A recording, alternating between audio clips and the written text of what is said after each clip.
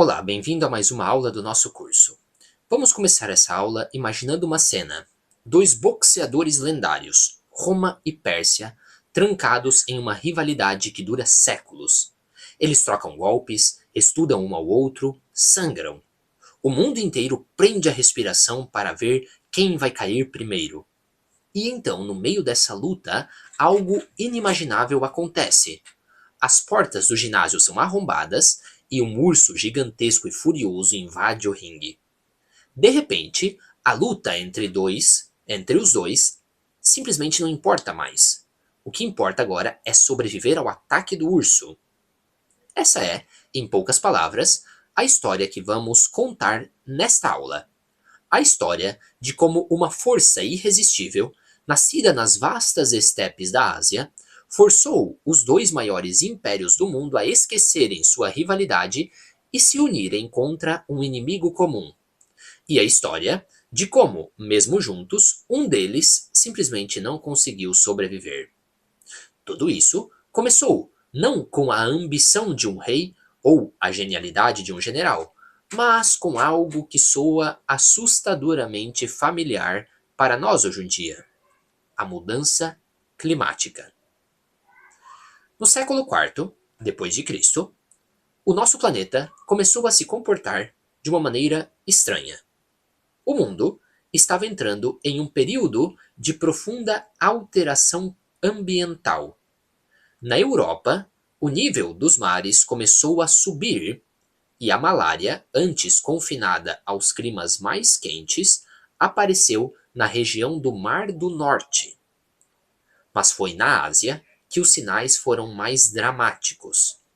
Análises científicas de alta resolução, estudando o pólen fossilizado, revelam que a vegetação das estepes mudou drasticamente. O Mar de Aral, um gigantesco lago de água salgada, de repente teve sua salinidade reduzida. As geleiras nas majestosas montanhas de Tian Shan começaram a avançar de forma diferente. O clima global estava mudando. E o resultado foi devastador. Para sentir o drama humano por trás desses dados científicos, nós temos um tesouro, temos uma carta. Uma carta escrita no início do século IV por um comerciante sogdiano, encontrada perto de Dunhuang, no oeste da China. É um testemunho congelado no tempo, um grito de desespero vindo de 1700 anos atrás. Nesta carta, o mercador conta a seus parceiros que a fome e a escassez de comida tomaram conta de tudo. A catástrofe na China, ele escreve, é tão grande que ele mal consegue descrevê-la. O imperador fugiu da capital, incendiando o próprio palácio ao sair. As prósperas comunidades de comerciantes sogdianos desapareceram, varridas pela fome. E ele dá um conselho arrepiante: não venham para cá. Vocês não terão lucro nenhum aqui. Cidades eram saqueadas, uma após a outra. A situação era literalmente apocalíptica. Esse caos, essa luta desesperada por recursos em uma terra que já não conseguia sustentar os seus próprios filhos, criou as condições perfeitas para o surgimento do urso. O mosaico de tribos nômades que antes competiam entre si agora se unia sob uma única e terrível bandeira. O comerciante sogdiano, em sua carta, chama os arquitetos deste apocalipse de Shun. Nós os conhecemos por outro nome, um nome que ecoaria como um trovão de pavor por todo o Ocidente: os Hunos. Por volta do ano 350, uma onda de migração em massa começou. Tribos inteiras foram expulsas de suas terras e foram empurradas para o oeste, como pecinhas de dominó derrubadas por uma mão invisível. O impacto foi sentido em todos os lugares. Refugiados começaram a aparecer em massa nas fronteiras do Império Romano, no rio Danúbio, implorando para entrar. Eles contavam histórias aterrorizantes de um povo que vinha do leste, varrendo tudo no seu caminho. Roma, que por séculos viu as estepes como uma fronteira bárbara e distante, de repente percebeu que aquela região não era uma barreira, era uma estrada. Era uma estrada que estava prestes a despejar morte e destruição no coração da Europa. E quem eram esses hunos que causavam tanto pavor? Os escritores romanos da época os descrevem como com um horror quase sobrenatural. Um deles os chama de a semente do mal, exageradamente selvagens. Eles eram criados desde a infância para suportar o frio, a fome e a sede extremos. Comiam raízes e carne crua, que eles aqueciam colocando-a entre suas coxas e o lombo do cavalo enquanto cavalgavam.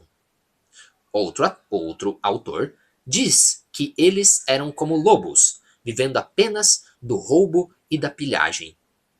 Eles passavam tanto tempo montados em seu cavalo que andavam de forma desajeitada, como animais apoiados nas patas traseiras. E a aparência deles era deliberadamente aterrorizante. Eles marcavam o rosto dos bebês meninos com ferro em brasa, para que a barba não crescesse nas cicatrizes. E praticavam a deformação craniana artificial. Sim, eles enfaixavam a cabeça dos recém-nascidos com muita força, achatando os ossos da frente e de trás. Isso fazia com que o crânio crescesse para cima, num formato pontudo e alongado. Achados arqueológicos de esqueletos hunos confirmam essa prática. Não era só o comportamento deles que era de outro mundo, mas a aparência deles também era. Quando essa força da natureza chegou à fronteira romana, o império tremeu. Em 378, um grande exército romano, liderado pelo próprio imperador Valente, tentou detê-los na Trácia. O resultado foi um desastre de proporções épicas. O exército foi aniquilado e o imperador morto em batalha. As defesas do Ocidente estavam então escancaradas. A Pérsia, o grande rival de Roma, também tremia. Suas províncias orientais estavam em colapso. Cidades foram abandonadas, sistemas de irrigação vitais foram destruídos. Em 395, um ataque huno devastador chegou até as portas da capital persa, Ctesifonte. E foi aí que o impensável aconteceu. Os dois velhos boxeadores, Roma e Pérsia, olharam um para o outro, ensanguentados, e perceberam que o urso ia devorar os dois. E eles então formaram uma das alianças mais notáveis da história. Unidos por um interesse comum, eles decidiram fechar a porta de entrada dos nômades. No Cáucaso, eles construíram uma muralha colossal, uma barreira que se estendia por quase 200 quilômetros, do Mar Cáspio ao Mar Negro. Era uma maravilha da engenharia. Com 30 fortes, um canal de 5 metros de profundidade e uma guarnição de 30.000 soldados. E o mais impressionante, Roma, o Império Romano, concordou em pagar regularmente à Pérsia para a manutenção deste muro. E, segundo algumas fontes, até mesmo enviou soldados para ajudar a defendê-lo. Para selar essa nova amizade, em 402, o imperador romano Arcádio nomeou ninguém menos que o Shah da Pérsia como guardião de seu filho pequeno. O imperador romano confiando o seu herdeiro ao seu maior inimigo. Isso mostra a dimensão do medo, do pavor que os hunos inspiravam. Mas, para a metade ocidental do Império Romano, já era tarde demais. A pressão dos hunos criou um efeito dominó catastrófico. Tribos germânicas, como os godos, fugindo do avanço huno, invadiram as províncias romanas. Em 410, um líder visigodo chamado Alarico marchou pela Itália e fez o que era impensável. Ele saqueou a cidade de Roma. A notícia caiu como uma bomba no mundo antigo. Em Jerusalém, São Jerônimo, ao saber do ocorrido, escreveu palavras que ainda hoje nos arrepiam. Minha voz falha, e soluços interrompem minhas palavras. A cidade que conquistou o mundo inteiro foi ela mesma conquistada. Quem poderia acreditar que Roma, construída pelas conquistas do mundo, ruiu? Que a mãe das nações se tornou seu túmulo. E a queda continuou. A Espanha foi devastada. Os vândalos, outra tribo empurrada pelos hunos, cruzaram o Mediterrâneo e tomaram o norte da África, o celeiro de Roma. E então, como se o pesadelo não pudesse piorar, o próprio urso chegou à Europa. Liderados pela figura mais temida da antiguidade tardia, Átila, o Huno. Átila aterrorizou a Europa por anos, extraindo tributos gigantescos em ouro de Constantinopla. Ele só foi parado por uma grande coalizão de seus inimigos, na Batalha dos Campos Cataláunicos, na França. Sua morte, no entanto, foi surpreendentemente anticlimática. Ele morreu em sua noite de núpcias, que não era a primeira. Segundo um contemporâneo, ele bebeu demais na festa, deitou-se de costas e teve uma hemorragia. Morreu sufocado pelo próprio sangue enquanto dormia. E aqui eu cito a fonte. Assim, a embriaguez pôs um fim vergonhoso, a um rei que havia sido glorioso na guerra. Com a morte de Átila, seu império se desfez. Mas todo o estrago já estava feito. O Império Romano do Ocidente estava em ruínas. Hoje, muitos historiadores debatem se esse período foi realmente uma Idade das Trevas ou apenas uma transformação. Mas, como um estudioso moderno, citado no livro de Peter Frankopan, argumenta enfaticamente, o impacto foi terrível e foi real. Os níveis de alfabetização despencaram. A construção em pedra praticamente parou. O comércio de longa distância, que antes levava cerâmica da Tunísia até a Escócia, simplesmente acabou. E uma prova científica fascinante. Análises das camadas de gelo da Groenlândia mostram que a poluição causada pela fundição de metais na Europa caiu para níveis pré-históricos. A economia tinha, de fato, colapsado.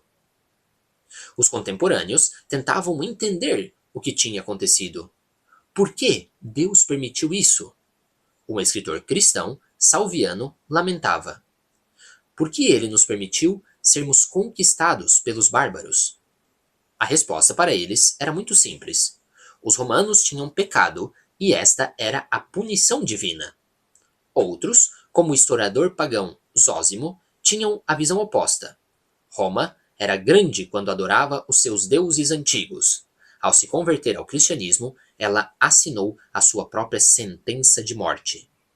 Enquanto o Ocidente se afogava em caos e debates teológicos, o colapso de Roma teve um efeito inesperado e paradoxal. Ele aliviou a pressão sobre o cristianismo no Oriente. Com o Império Romano Ocidental em frangalhos e o inimigo comum das estepes ainda à espreita, a Pérsia já não via os cristãos dentro de suas fronteiras como uma ameaça tão grande. O cristianismo deixou de ser visto como a religião do inimigo. E isso abriu a porta para um dos capítulos mais fascinantes e esquecidos da história da fé. A história de como, enquanto a Europa mergulhava na escuridão, uma nova luz cristã começou a brilhar, com uma força surpreendente no coração da Ásia.